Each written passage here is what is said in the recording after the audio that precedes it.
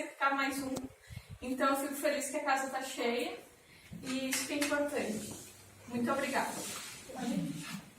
Boa noite a todo mundo. Feliz em ver que boa parte do pessoal que estava na outra palestra que a gente fez aqui estão aqui hoje de novo. E mais ainda, né? Mais gente. Meu nome é Carlos José Svitko.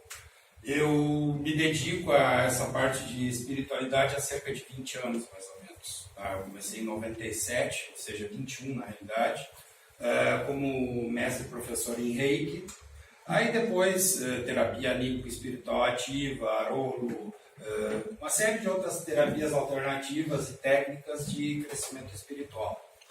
Então, o que eu venho fazer hoje aqui é compartilhar um pouquinho o que eu aprendi ao longo desses anos e é uma complementação do trabalho que a gente fez há pouco mais de um mês atrás, aqui mesmo, né?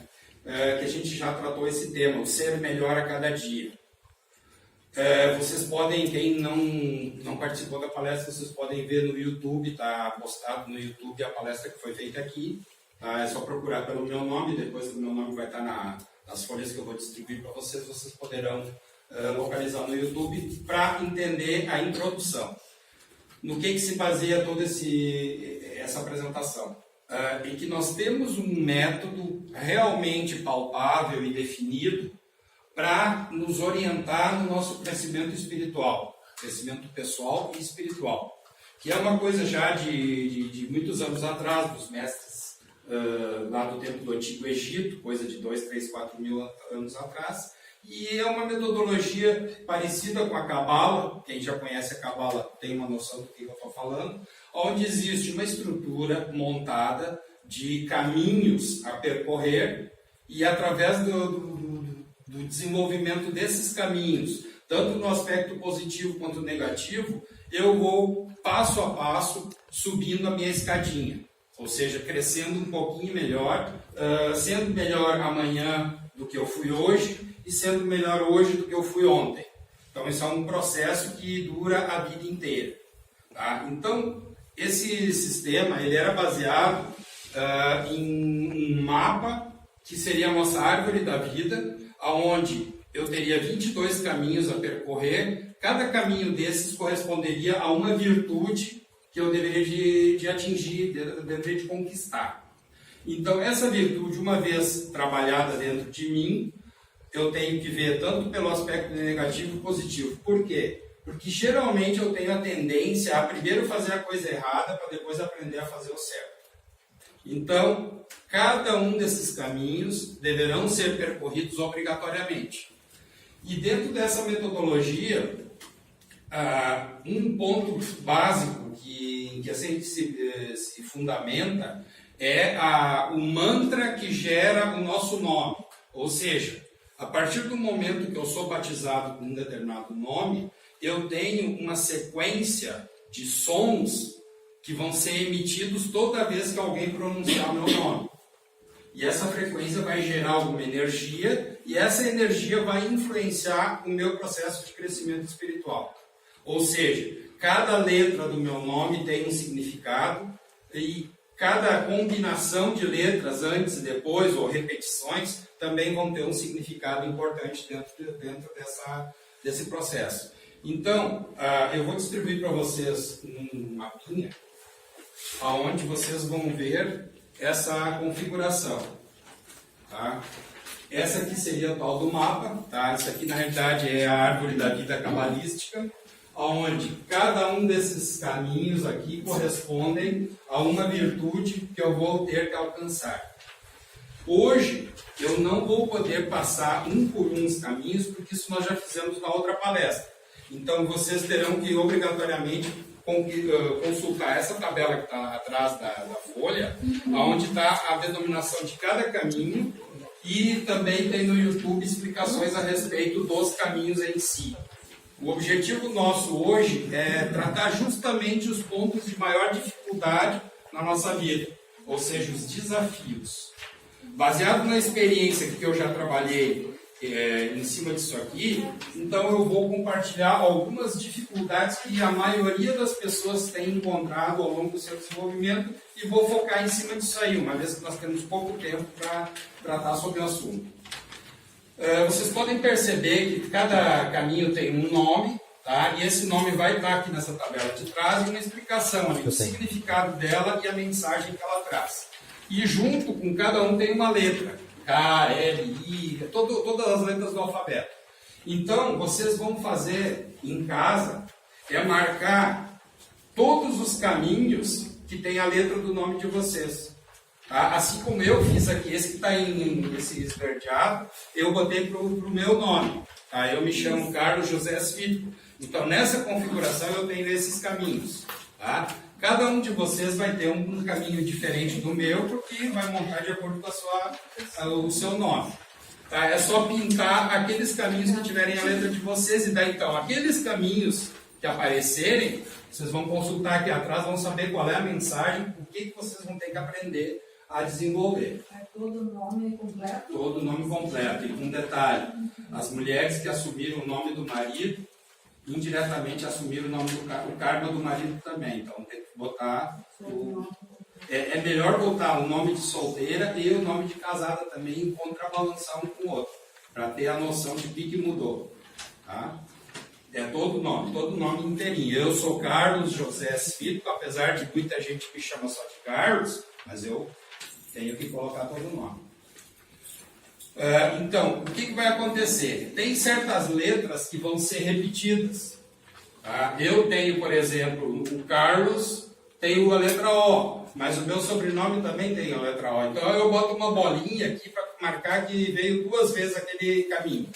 E é justamente esses caminhos que são duplicados é que nós vamos trabalhar hoje. Por quê? Porque o fato deles aparecerem duplicados na nossa árvore significa dizer que eles terão que ter um enfoque especial. Eles sempre vão ter uma influência maior. E eu vou tentar colocar aqueles caminhos que mais costumam aparecer como dificuldade para as pessoas. E aí tentar falar em algum tipo de solução. Tá? Nós temos que ser bastante práticos nisso aí. Então, está entendido o processo, todo mundo coloca todas as letras do seu nome, marca lá com alguma cor, e depois vai analisar caminho por caminho aqui. Se precisar de mais alguma informação, procura no YouTube a gravação, e tem 1 hora de gravação. Sim.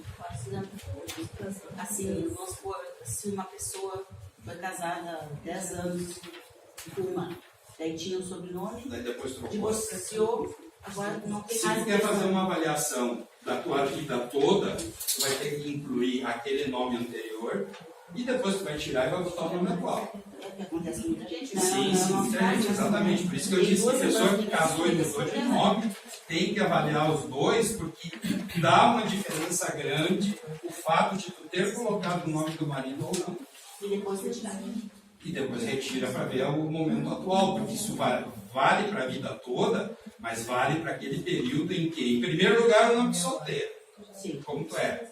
E agora, como é que ficou depois de casado e depois também na separação, também da mesma forma. Então, tu vai perceber que certos caminhos que tu adquiriu pelo nome do marido vão até representar algumas dificuldades que tu passou. E tu vai entender que, puxa, olha só, eu acabei pegando o karma do marido junto em cima do meu e tive que trabalhar isso aí.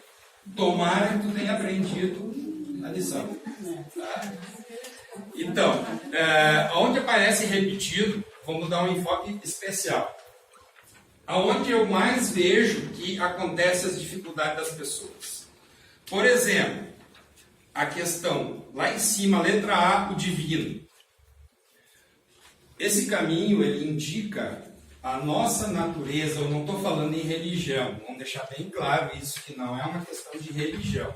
Eu estou falando que eu sou um ser que é uma parte do universo. Esse universo todo, vamos dizer, engloba a Deus. E eu sou um pequeno grão de areia dentro desse universo.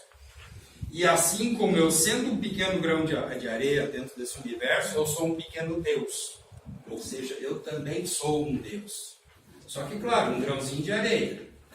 E o universo todo é o que vai me dar toda a sabedoria, toda a alimentação, todo o meu crescimento, ou seja, tudo que eu precisar para a minha vida, eu vou encontrar dentro desse universo. Esse universo inclui a nossa mãe natureza também, que é a terra, que vai nos dar alimento, que vai nos dar moradia e tudo mais. Porque a nossa vida, apesar de nós sermos seres espirituais, nós temos que, na matéria, no mundo da matéria, ter o nosso desenvolvimento. E essa concepção de como é a minha relação com o universo, como é a minha relação com todas as obras da mãe natureza, isso é fundamental. Até porque eu vou ter que aprender a respeitar o meu corpo. Porque o meu corpo é o meu templo. O meu templo não é a igreja. O meu templo está dentro de mim mesmo, está dentro do meu coração. De nada adianta eu frequentar uma igreja achando que eu vou para o céu se eu não estiver respeitando o meu coração, o meu eu interior. Isso é fundamental. Então, isso é um aviso para que a gente realmente se acorde para isso. Que Deus não é aquele velhinho de barba que está sentado em cima da nuvem e jogando raios e castigando nós porque a gente é um pecador. Isso são ideias que colocaram na nossa cabeça, mas Deus não é nada disso. Deus é muito mais do que isso aí. Tá? Então, se eu conseguir entender que eu sou uma parte do universo, esse universo é a própria criação divina, então eu vou ter um pouco mais de harmonia dentro do meu desenvolvimento pessoal. E não vou ficar com medo do pecado, com medo... Não, medo é uma coisa que eu tenho que aprender a dominar. E um dos maiores empecilhos na minha vida é justamente viver no medo. O segundo ponto, a matéria. Lá embaixo, letra S, está mais ou menos ali, saindo do meio, onde está escrito Arquiloque. Tá? Esse é um caminho fundamental também. Complementando o que eu acabei de falar sobre a questão de eu ser um ser divino, de eu ser uma parte do universo, nós temos que ter o nosso crescimento dentro do mundo da matéria. Mas a matéria não pode ser o nosso principal objetivo dentro da vida. Na realidade, eu não estou aqui para construir, para acumular, para enriquecer, não estou aqui. Eu estou aqui para crescer como pessoa e procurar ser melhor a cada dia, que é o tema da nossa palestra. Agora, dentro do mundo material, eu tenho que aprender a suprir todas as minhas necessidades, seja necessidades a nível de sobrevivência, a nível de moradia, como também a nível de viver com o meu corpo. Então, eu tenho que aprender a ter respeito com o meu próprio corpo. Porque se eu fumo, se eu bebo, se eu cheiro pó e etc, eu não estou respeitando o meu corpo. Não adianta eu buscar um mundo espiritual se eu não respeito nem mesmo a mim próprio, a coisa mais elementar que é o meu próprio templo. Então não adianta eu ir numa igreja bonita e enfeitada se o meu próprio templo por dentro está detonado. Então é um segundo ponto que a gente tem que trabalhar bastante dentro de nós. Outro ponto importante, existe um conflito entre a questão da alma e do espírito.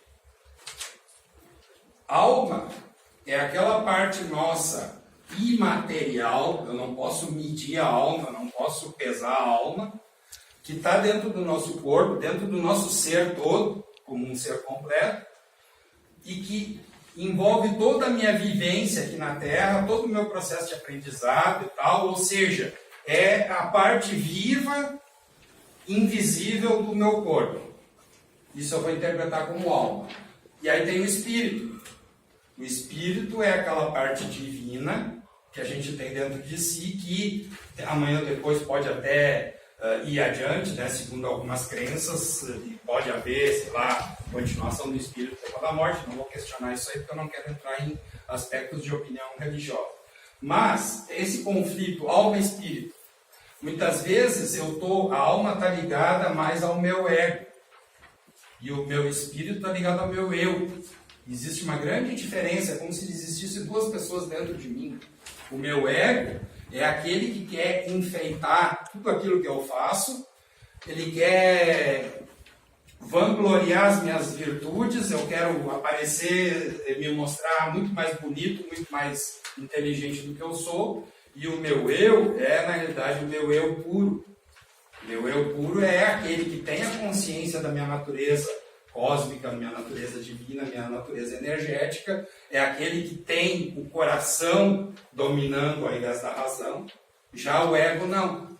O ego é aquilo que eu quero mostrar que eu sou. Ou seja, de outras formas eu poderia dizer assim, que o ego é o nosso eu separado de Deus. É aquele eu mais sujo, aquele eu mais corrompido, que a gente vai acumulando ao longo da vida e no final da história acaba se deixando levar por ele próprio. Nós acabamos sendo nossos próprios escravos. Os escravos dos nossos apegos, os escravos dos nossos preconceitos, são tudo coisas que estão vinculadas ao ego. Então é muito importante eu saber diferenciar o que é uma coisa e o que é outra. O meu eu puro sempre vai saber qual é o caminho que eu devo seguir. Através da minha intuição. Se eu conseguir olhar para dentro de mim, olhar para o meu coração, eu sempre vou ter a resposta para as minhas dificuldades. O objetivo da palestra de hoje é justamente a gente identificar as dificuldades e saber resolvê-las.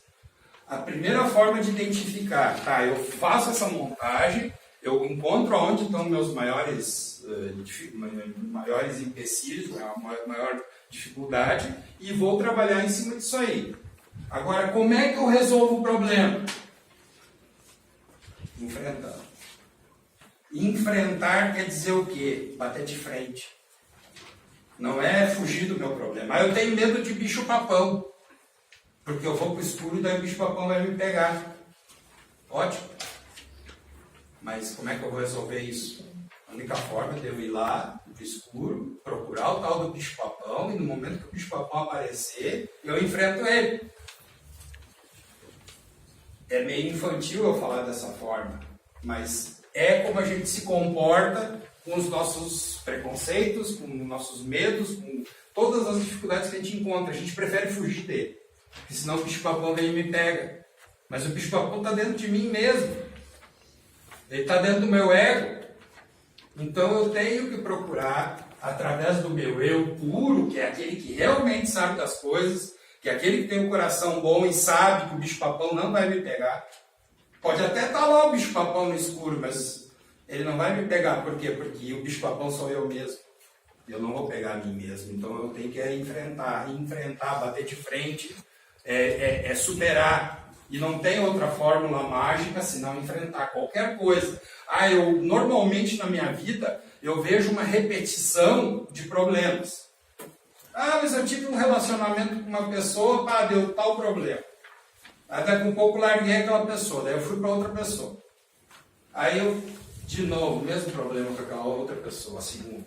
Aí eu vou para a terceira pessoa, para a quarta pessoa, e eu sempre tenho os mesmos problemas. Por quê? Simplesmente porque eu não fiz nada para melhorar.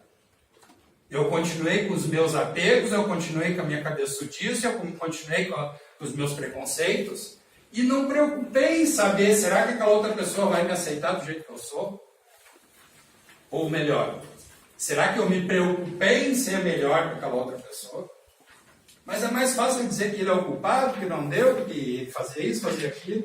Né? Na realidade, a gente acaba provocando os nossos próprios problemas. Nós somos os arquitetos do nosso próprio destino. Tá? Não existe nada assim, não existe aquela coisa assim de eu dizer assim, mas como eu sou coitado porque sempre acontece tal coisa comigo. Não, eu estou provocando isso. Então, o segredo de eu encontrar o caminho está em exatamente eu localizar qual desses pontos críticos eu tenho dentro da minha caminhada e trabalhar. Buscar informação, buscar crescimento, buscar, tem N formas. A Cristiana falou em Reiki, por exemplo. O Reiki é uma das ferramentas assim, mais universais para ajudar a resolver qualquer tipo de problema interior.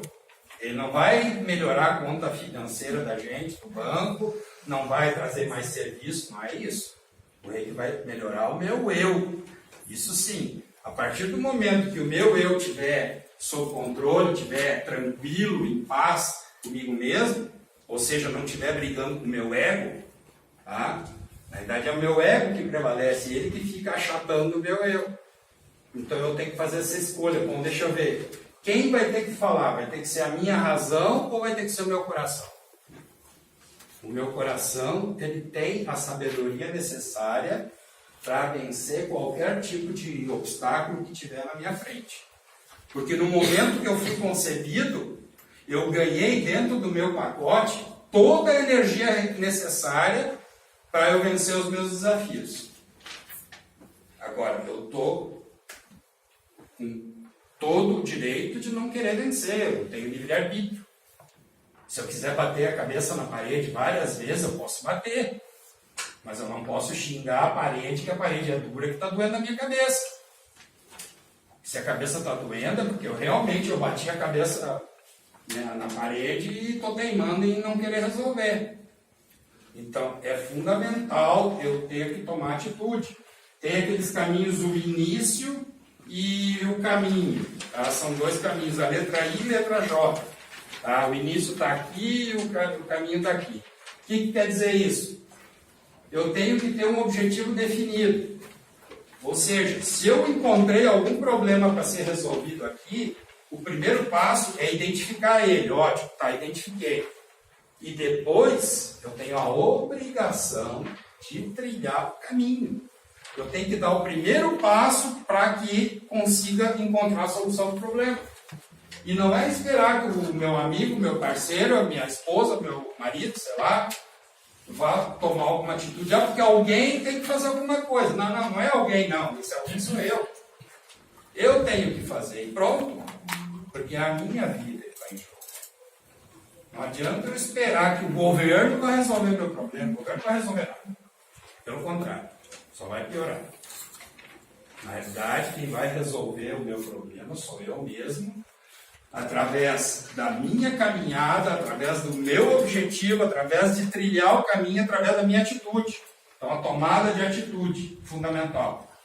Tomar a atitude necessária para que eu consiga resolver esses desafios. Algumas coisas que eu encontro pelo caminho, por exemplo, a vontade. Está lá embaixo, bem no início do caminho, porque a gente começa caminhando aqui com uma pedra bruta, aí vai crescendo, crescendo, crescendo, crescendo. Quando chega nesse ponto intermediário, a gente já consegue enxergar os outros caminhos. Então, esse seria o caminho do mestre, digamos, aquele que consegue enxergar o que tem que fazer pela frente, até que chegue lá no final, lá em cima, na chamada perfeição alcançada. São 22 caminhos e cada um desses estágios aqui vai dar 11 na realidade, sendo que o último estágio é a perfeição, que é o que a gente almeja, mas é claro que muitas vezes a gente tem que trabalhar bastante para chegar lá e talvez até não chegue. Só que a partir do momento que a gente conseguiu percorrer tudo isso aí, se chama a perfeição alcançada. Então a gente praticamente já terminou a missão aqui na Terra. Agora, claro que nós sempre ficamos brigando aqui nesses que estão com as dois pontinhos marcados, que são repetidos.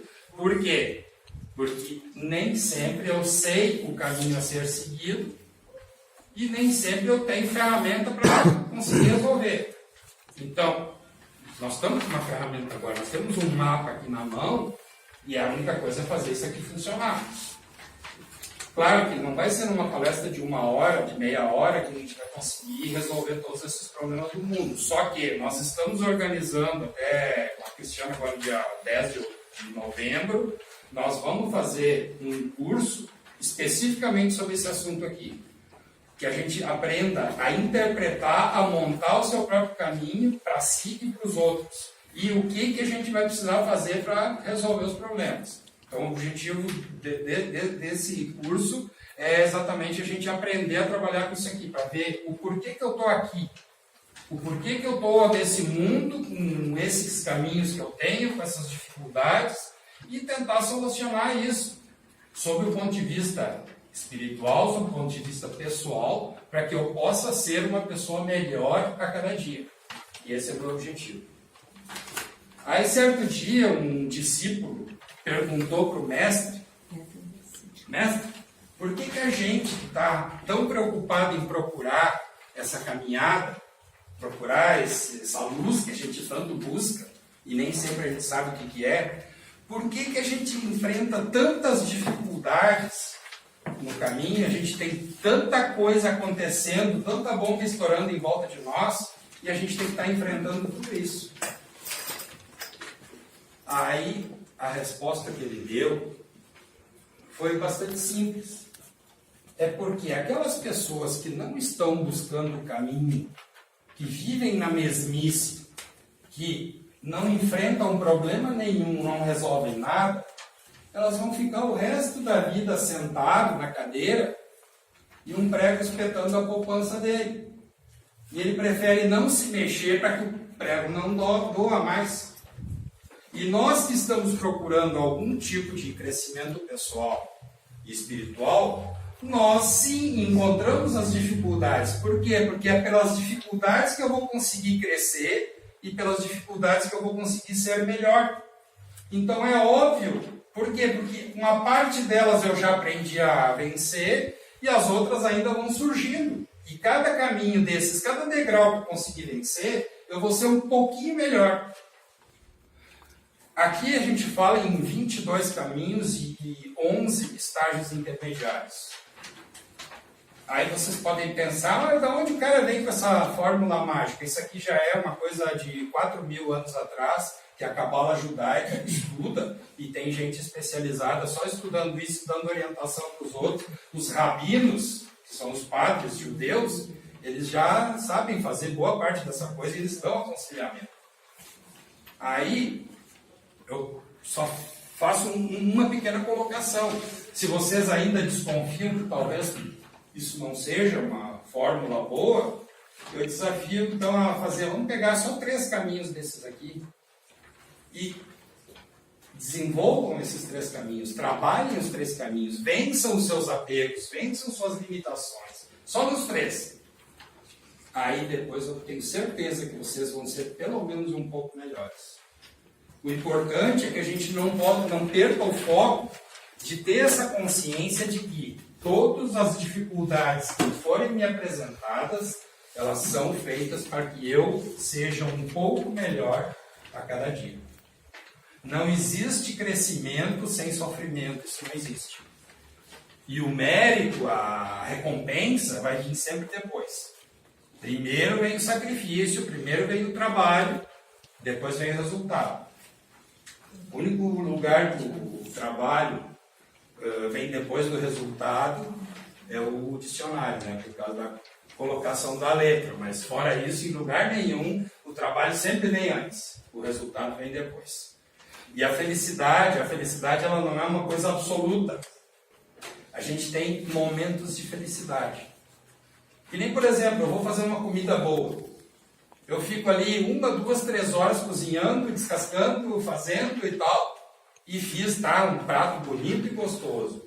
Aí eu sento na mesa, em questão de 20 minutos, a gente acaba com aquilo ali. Ou seja, eu trabalhei 2 horas para eu ter 20 minutos de felicidade. A minha vida também funciona assim.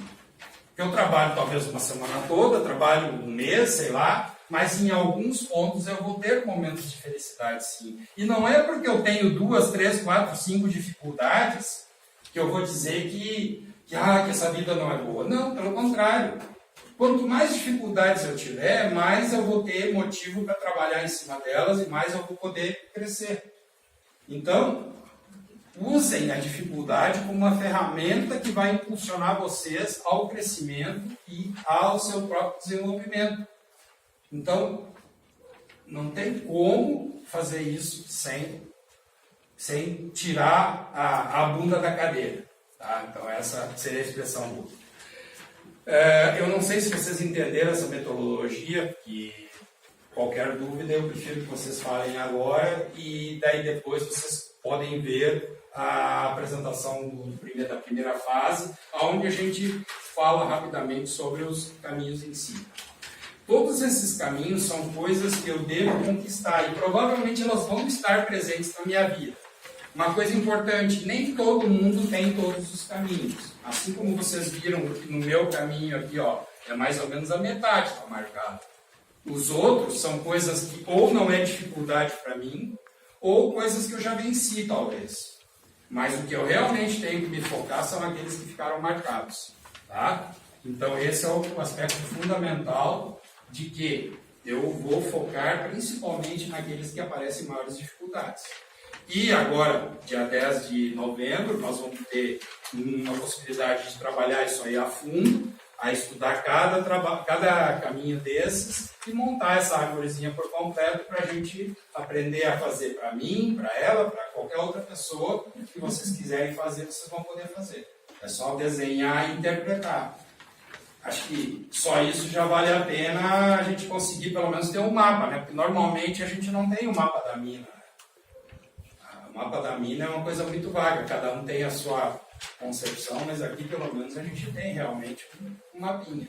E conforme eu falei, pode ser que vocês não consigam resolver todos os problemas aqui, mas resolvam 2, 3, vamos ver. Certo? Alguma dúvida, alguma pergunta? Todo mundo entendeu tudo. Eu tenho uma dúvida referente à dificuldade que falaste aí. Ela tem que ser sentida como dificuldade ou é algo subjetivo? Geralmente é alguma coisa que te incomoda. Não, porque assim, eu vou te dizer, vamos supor, né, agora um exemplo de ser mãe. Muitas vezes aos olhos dos outros, a nossa perda de sono, aquele momento é uma dificuldade. Mas para a mãe está passando por aquilo, seria uma dificuldade, mas não sente como algo difícil. Mas se tu considerar que ser mãe já é uma bênção, Não, sim, não foi um exemplo e de sempre passar tem. por aquele momento, entende? imagina o trabalho que tu tem para gerar uma criança. Depois o trabalho que tu tem para educar. Só que no fim tu tem uma realização em cima daquilo ali. Sim, sim. Principalmente se tu conseguir fazer a coisa certa. O que tu não pode é deixar ele se virar com a isso eu te correnteza. entendo, mas assim, o meu exemplo é, por exemplo, assim, eu tenho que ser ruim para mim, para ser considerado a parte negativa dali, ou... Porque muitas vezes uma doença eu aprendo muito com aquela doença, entende? E não olho como uma coisa ruim. Acontece que a dificuldade ela vai aparecer independente de tu querer ou não querer, ela vai aparecer. Mas não necessariamente você sentir que é algo difícil. Não, ela Só tá quer ali. dizer que seja uma coisa ruim. A gente não precisa caracterizar tudo como ruim ou bom. Ah, sim, não. Tá? É ótimo. Tá? Porque se tu entender que toda dificuldade ela vai ser para o teu crescimento, então aquilo ali é apenas uma ferramenta, é um intermediário. Tu vai ter pedras no caminho, mas tu vai chegar no teu... Tu vai ficar com dor no pé, vai ter calo no pé, vai ter, mas vai chegar no lugar que tu quer. É assim que a gente tem que pensar. Tu tem que focar que o bonito é toda a caminhada e depois chegar no resultado. Isso aí é bonito. Agora, se tu vai te preocupar com as pedrinhas que estão te espetando o pé, aí tu vai ficar parado ali, só chorando.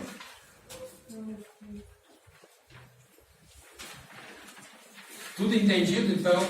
Na verdade, eu acho que ninguém pergunta porque o tema é muito complexo. Então, o tema Sim. é muito complexo. É bastante. Então, eu acho que ninguém pergunta por causa disso, porque é uma informação, mas